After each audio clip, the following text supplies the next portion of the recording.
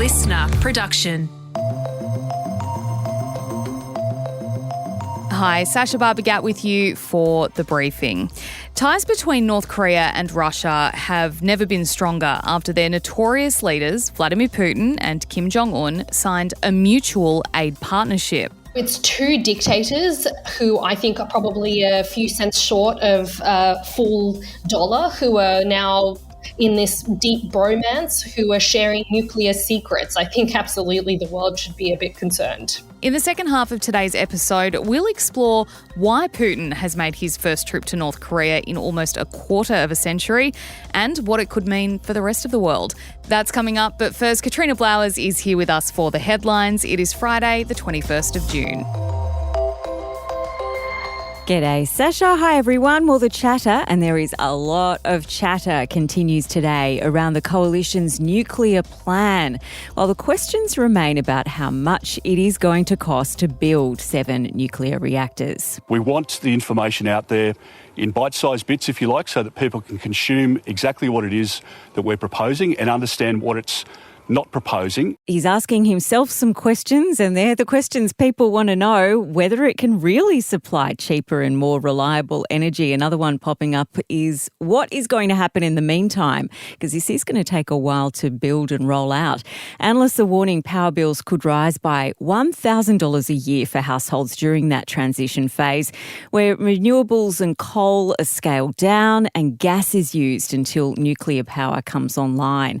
A number of experts are saying, Sasha, that we'd see a significant increase in how much we pay for power over the next decade, which I think is too long for people to wait for bills to come down. Especially given how much we're already paying and how many increases there have been in the last 18 months to 2 years.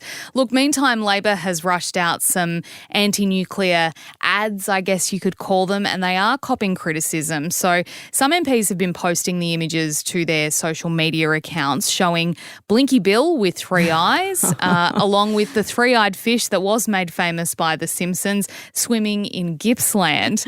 The government's being accused of running a scare campaign. One expert saying there's no link between deformed animals and civilian nuclear power systems. Interestingly, Katrina, I think the debate, people where these nuclear reactors could go are concerned about the waste and what happens. But I've felt that the debate so far hasn't been centred around safety. I mean, I grew up with The Simpsons and I remember the fear of nuclear and the dangers of it, obviously, post-Chernobyl.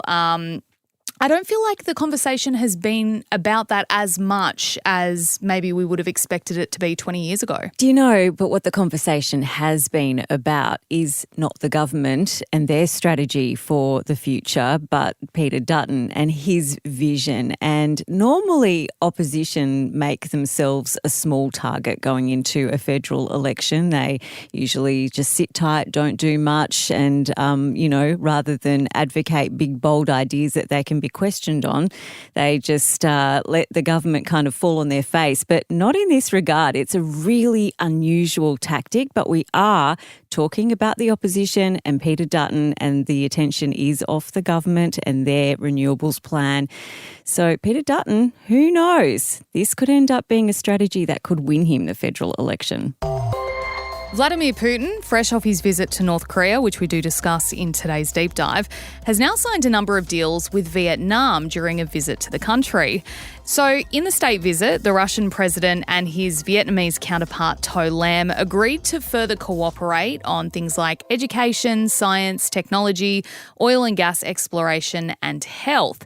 Now, Putin is turning to Asia at the moment for diplomatic ties and, as we saw with North Korea, potentially munitions, amid sanctions imposed against Russia by the West and Europe. The US Embassy in Vietnam has responded to his visit, saying no country should be giving Putin a platform to promote Russia's war in Ukraine. Yeah, a lot of people are kind of scratching their heads and going, why has Vladimir Putin gone to Vietnam so soon after going to North Korea? And it's seen, by people who are analysing this kind of thing and know about relations in that part of the world, it's seen as a bit of a power move, a bit of a stick up of the middle finger to the West, because Vietnam is a really desirable trading partner.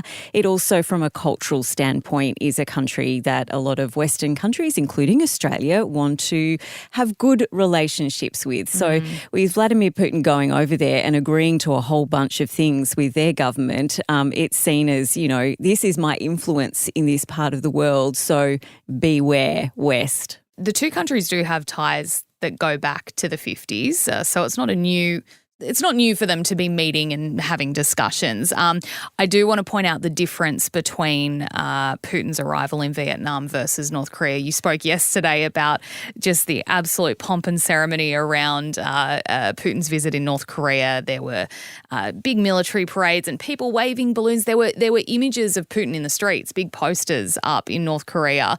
He got a 21-gun salute in Vietnam, which is nothing to sneeze at. No. Joe Biden got the same treatment when he arrived in Hanoi last year, but no $1 million luxury cars as far as we could see so far. Climate activists have headed out with the orange paint again, this time on a mission to vandalise Taylor Swift's private jet. So 2 women from Just Stop Oil have filmed themselves breaking into a London airfield where they believed Swift's jet was parked, except that airport officials say it wasn't actually there. So these 2 girls said they knew the tail number and then they couldn't find it. So they just started randomly spraying other planes. Those poor millionaires. Yeah. I don't know about the strategy of just randomly, who knows, these people might actually be channeling their millions into saving the planet. Exactly, you never know. Swift is currently in London for shows at Wembley Stadium. And this week, the spray painting activists have been pretty busy. They were out at Stonehenge as well in the UK. And I've got to say, it seems that they pick up in summer. And I wonder if it's tourism with people heading to Europe for their, especially from our neck of the woods for their hot girl summers in Europe. When I was in Berlin last year, the Brandenburg Gate, which is probably the most iconic structure in Berlin, thousands of tourists flock to it every day, was showing the signs of orange paint all over it because activists had thrown it, and that would have been, about summer last year. So interestingly as well, Katrina, we spoke to Bob Brown yesterday afternoon. Ben Sion, our co-host, spoke to him about how protest looks at the moment. It was a really interesting chat. And, people talk about, well, is this really winning anyone to your cause? I hesitate to think maybe not, but Bob Brown had some really interesting insights, so worth a listen. Can't wait to hear that. And let's stay in London. A cinema has cancelled the world premiere of a movie written entirely by ChatGPT after it received hundreds of complaints. The Prince Charles Theatre in the West End was due to screen The Last Screenwriter, a film depicting the horror of a human who discovers AI can write better scripts than he can. In a statement, the cinema said, "The feedback we received over the last 24 hours once we advertised the film has highlighted the strong concern held by many about the use of AI in place of a writer." Now, director Peter Luisi has responded, saying he actually wanted the film to contribute to the cause, and the cause being the fight of artists against AI. Yeah, so one of the key demands of last year's Hollywood writers' strike was formal protections over the integration of AI tools in the writing process. Sasha, you and I have watched the trailer for this movie this morning. So far, I don't think any writers have got anything to worry about. Let's have a listen to some of that trailer. This, my friend, is the future. Hello, Jack. I am your new screenwriting assistant. Learns from every screenplay and adapts. It's going to change the way we work. Yeah, Dun, dun, dun. Humans are safe for now.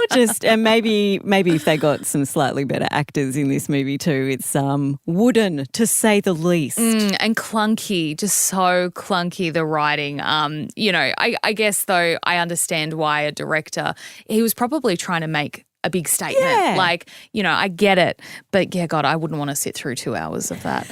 Katerina, thank you so much for being here for the headlines. Next up, it is our deep dive looking at the new deal signed between Russia and North Korea, what it means for them and what it means for us.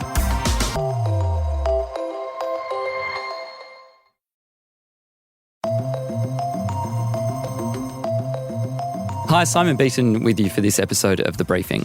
In case you haven't seen any of the footage from Vladimir Putin's visit to Kim Jong Un in North Korea, let me describe it to you. An enormously large red carpet, extravagant military marches as tens of thousands of people cheer, waving the North Korean flag and holding large portraits of Putin, not to mention extravagant gifts such as Kim's new $1 million luxury car. But how much of Vladimir Putin's reason for visiting Kim Jong Un now is due to his need to secure more supplies to continue the war on Ukraine? Over the last 2 years, Russia has been heavy-handed with their use of resources, with some estimates that they're burning through 5 times the number of shells compared to Ukraine. They've lost over 15,000 fighting vehicles, including tanks and weaponry, since the war began, and it's more than they can replenish, meaning that they're now largely relying on old Cold War-era weaponry. Zoya Sheftalovich is a contribution editor for Politico, and she joins us now. Zoya, in case it's unclear to anyone listening, why are North Korea and Russia such good friends and allies? North Korea and Russia are the sorts of fair weather friends that you have when you have no other friends available to you. Those two countries have found themselves on the outs of the world stage. The Western world is building its alliances, is arming Ukraine and helping Ukraine fend off the Russian invasion. And so Russia and North Korea have found themselves striking this quite significant alliance, which essentially is saying to the world, if you attack either Russia or North Korea, then there's a mutual defense clause. It's similar to the mutual defense clause in NATO. And it's basically a marriage of convenience. Russia has oil and energy and food supplies. North Korea wants those things. It also wants help with its nuclear program and its space program. And North Korea has munitions and lots of them. And that's what Russia needs in its war on Ukraine. When Putin arrived, he and Kim shook hands and they hugged twice. Are they really as chummy as they appear to be, or does this dynamic contain an element of propaganda? It's a show. It's all putting on a show. It's part of a show that they've been putting on for a while now. In February, Putin gifted Kim a Russian-made limousine, which was similar to the limousine that Kim rode in when he visited Putin in Moscow. This time round, there was that quite comical video of the two of them standing outside of a car saying, no, you go in first, no, you go in first, gesturing wildly. So it's all part of this dance of, look, the West, you think you're friends. This is what a real friendship looks like, just two bros and a larder. Let's talk about the new agreement between the two. We know that there's an element there that's about the supply of weapons, as you've mentioned. How essential is this agreement to Russia to allow them to continue their war against Ukraine? It's absolutely essential because this is now a war of attrition, essentially, and particularly because Ukraine is facing shortages on its end and is having to struggle against the pace of Western allies in sending weapons, particularly when we look at what's happening in the US and looking into the future, what might happen if Donald Trump is re-elected in the US. Ukraine is definitely facing a severe shortage of weaponry that they're trying to rustle up on the world stage. The Russians, on the other hand, they've really quickly been able to rebuild their munitions in a way that we really didn't expect them to be able to. And they've done that earlier this year, where they essentially rebuilt the entirety of what they had used in the war up until that point.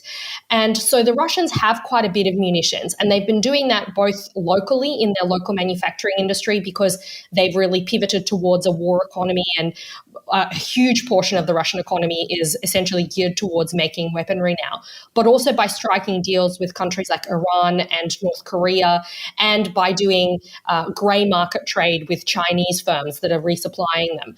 But they do need more. They know they need more. And particularly they know that if they have the advantage against Ukraine later in the year when there might be a Trump presidency, that's going to be a huge advantage for them. So it's really key for Russia to rebuild the amount of weaponry, munitions, missiles that it has. Could Russia maintain their war without North Korea?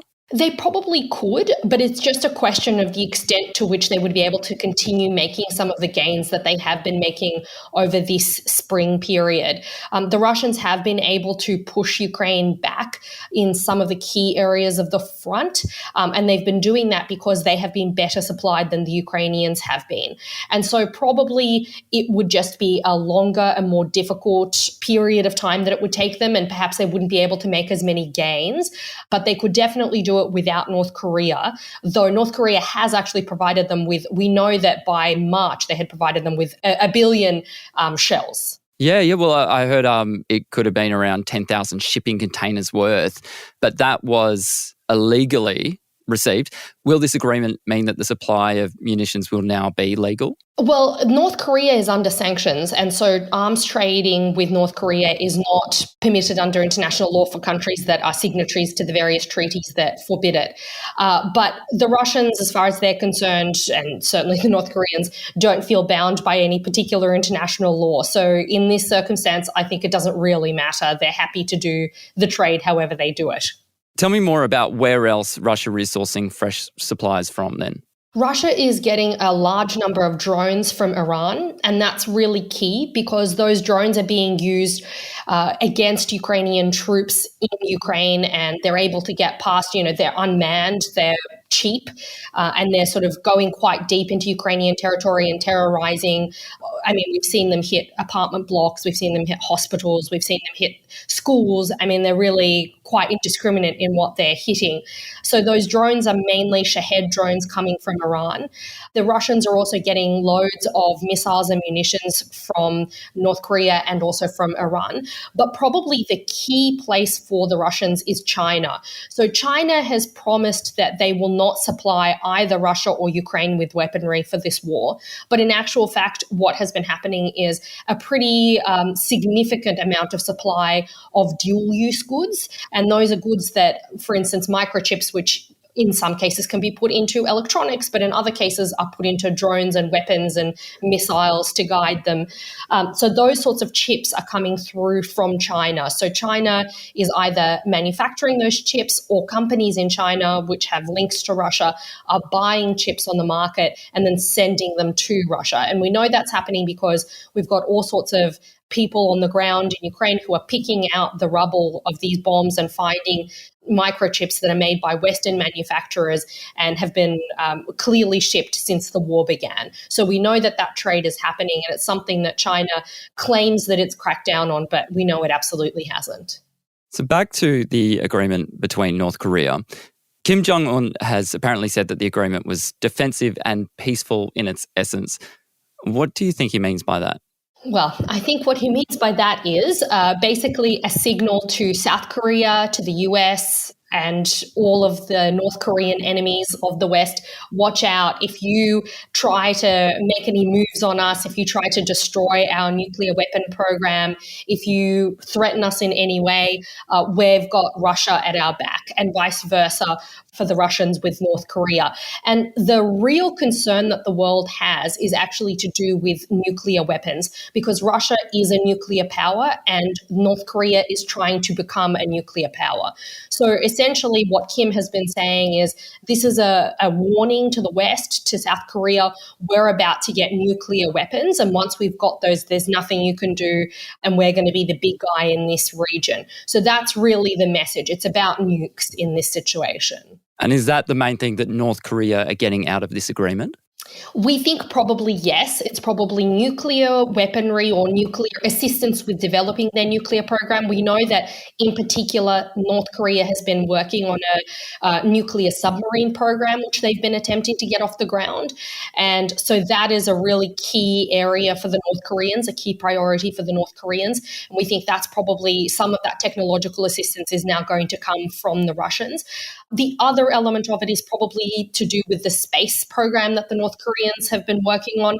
Again, this is a bit of a vanity project for Kim to show the world how advanced and great North Korea is, and to show the South Koreans how great they're doing. And so he has been attempting to build a space program, and the Russians obviously have quite an advanced and established space program. So we think there's probably going to be a significant amount of sharing of that. Should the world be worried?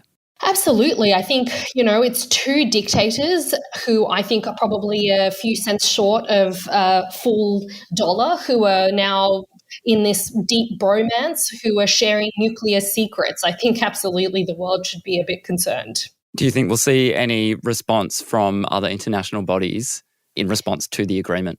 I think it's probably unlikely that there will be much that's happening. There's been a lot of preemptive things, and in terms of the context around the signing of this agreement, it comes amid the several new countries joining the North Atlantic Alliance of NATO. So we've got Finland that has joined and Sweden that has joined, and that's been a real threat to Russia because those are countries that are very close, and in the case of Finland, share an enormous border with Russia.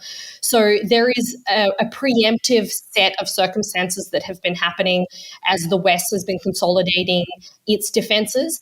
This can be seen as sort of a response to that. And certainly the NATO alliance is a significantly stronger and larger alliance than this alliance of North Korea and Russia. Zoya, thank you so much for joining us on The Briefing. Thank you for having me. Zoya Sheftalovich there. Thanks for listening to today's briefing. That's it for now. Before you go though, we'd love it if you could share this ep with someone you think might enjoy it. And a reminder, we put out full eps of our weekend briefing chats, plus some others, on YouTube. Search Listener Newsroom to see them. I'm Simon Beaton. See you next time.